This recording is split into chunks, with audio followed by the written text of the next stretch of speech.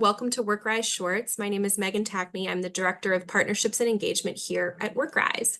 WorkRise is a research to action network focused on workers, jobs, and mobility hosted at the Urban Institute. We have a great program for you today with Lissy Rand, who's the Executive Director of Workforce Partnerships for Magnet, and we're going to dive into their new research that thinks about advancing economic mobility and inclusivity in manufacturing. Great to be here, Lissy. Hi, Megan. Thank you for having me here. So the first question we wanted to learn from you is, what exact problem were you hoping for your research to address or solve? So we're trying to get to the bottom of whether or not there are racial disparities in the outcomes within a workforce development program that was designed to reach into previously untapped populations. And as a little bit of background, I'd like to explain that this program comes out of the Cuyahoga County Manufacturing Sector Partnership. So the partners, Magnet and Towards Employment, a local workforce organization, worked with manufacturing employers to design a program that would be an on-ramp for people who hadn't previously worked in manufacturing and had no way to really express their skills and their readiness to manufacturers. The program was specifically designed to bring people who hadn't found prosperity through manufacturing into entry-level roles in manufacturing companies that had good potential for advancement and a commitment to promoting and growing their talent from within. Access really filled a gap in the ecosystem. And when it first started, the program partners were starting to observe some disparities, some racial disparities in terms of placement rates and wages. And so when this opportunity to conduct this research came along, we wanted to see whether those disparities had persisted and whether we could make some small changes through rapid cycle interventions and evaluations to reduce or eliminate them. Thank you. And what are your research findings so far? So we've learned a lot of really interesting things. We're still conducting our full analysis, but let me fill you in on some of the things that we're working to understand and draw some conclusions from. So first of all, we've been gratified to see that a large majority of the people who have completed access, 80%, are Black or African American. And this is by design. We set out to do that. And similarly, a large majority, in this case, about 77%, of the people who have moved on to manufacturing roles, so who are in these entry-level jobs on career pathways at great companies that are committed to their advancement, are coming from the populations that we tried to target. Considering the fact that currently only about 17% of our manufacturing workforce in Cuyahoga County, which is the county where Cleveland is located, are Black, we see that Access is doing what it set out to do, get new populations into these good opportunities. White participants have entered jobs at slightly higher rates, but they're earning less at higher on average than the Black participants. So that's sort of a mixed message about the disparities. And it has to be considered under with the same perspective that the small number of white participants overall limits the statistical power of these findings. But what we're even more excited about is the fact that the rounds of rapid cycle interventions that were implemented in 2023 and the first part of 2024 have worked to a large degree because we're seeing a much higher rate of job placements than programs around the state that were modeled after this one that started later. And this didn't happen by accident. We had a couple of really important things going for us.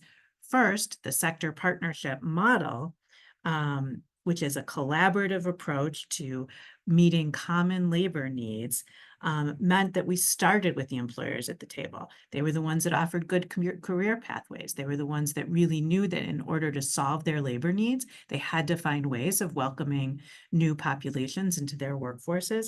They were there at the beginning, and we didn't have to sell them on participation. They owned this program, and that, I think, has been a key determinant of our success. And second, the other thing that we've been able to do, and we've sort of doubled down on this through our rapid cycle interventions, is to have a deliberate outreach strategy to reach the workers that manufacturers didn't or couldn't reach on their own.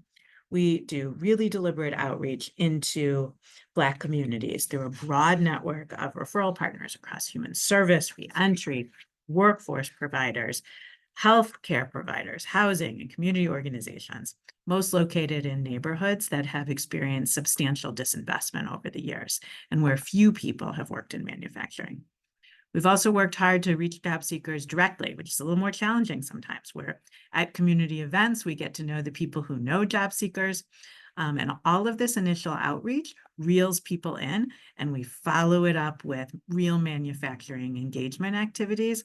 We use our building, which has a lot of sort of hands-on experiences that help people understand what it feels like to produce physical products. And we also offer a monthly plant tour so that people can see what some of the employers who participate in the program are really like.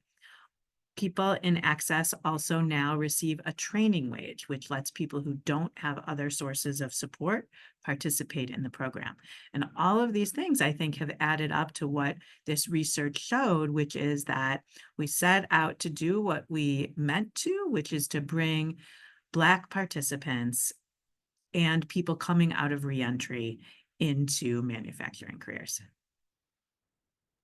That's wonderful. And so relatedly then, who do you think are the primary communities that are going to be impacted by this work?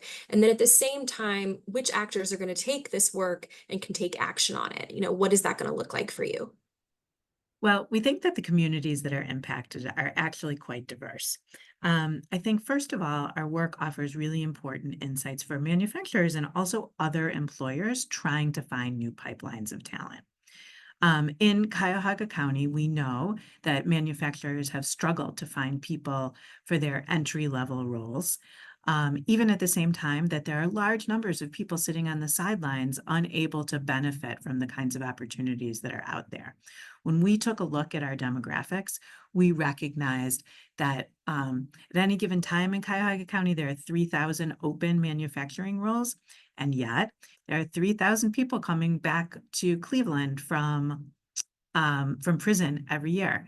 Similarly, we've got 90,000 people who are out there unemployed or underemployed in our community, and 21,000 opportunity youth, young people who are not involved in school or work.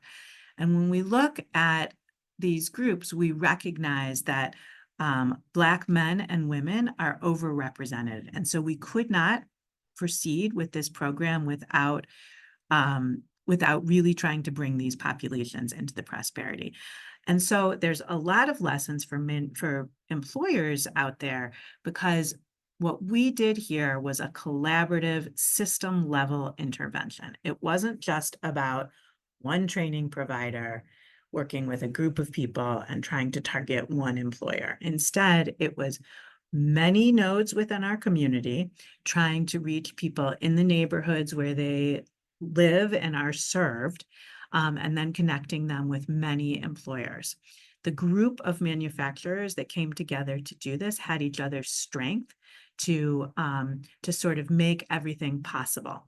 And I think it's important to note that the manufacturers on the other side were themselves diverse. They were able to offer a bunch of different kinds of jobs, working on a bunch of different manufacturing processes. They were able to offer different shifts in different geographic locations with different career pathway opportunities, which just increased the likelihood that each of the people who entered the program would have the potential to find the right fit for them. So I think there's a big lesson here for employers about working collaboratively in sector partnerships in order to address their workforce needs. I also tell us. No, tell me more. I also think that there's a lot of great lessons for workforce development practitioners here. This program grew out of a well-studied workforce model called WorkAdvance. It pulls together, it makes for a comprehensive, coordinated set of services so that you don't get your barrier removal services in one place and your training services in another place and your benefits navigation in another and your supports and coaching in another. Instead, it pulls it all under one umbrella and situates it at the feet of employer demand. So we're not training people for jobs that are just a good idea. We're training people for clearly identifiable jobs that are on real career pathways, and we know who those employers are, and we bring them in not only to teach lessons, to showcase their companies, but also to interview during the program. And I think that this model of employer-driven, comprehensive, and coordinated services is a really important one for workforce development providers. And then if I can have one more second, I'm going to say a third group, which is I want policymakers to really take note of this. This kind of program cannot be supported by training dollars alone. It needs to really rely on blended and braided funding from several different supports. It's expensive. If you think about all of the things that we are throwing at this program in order to identify the right people, bring them in, support them along their way, and connect them with the right employers for them.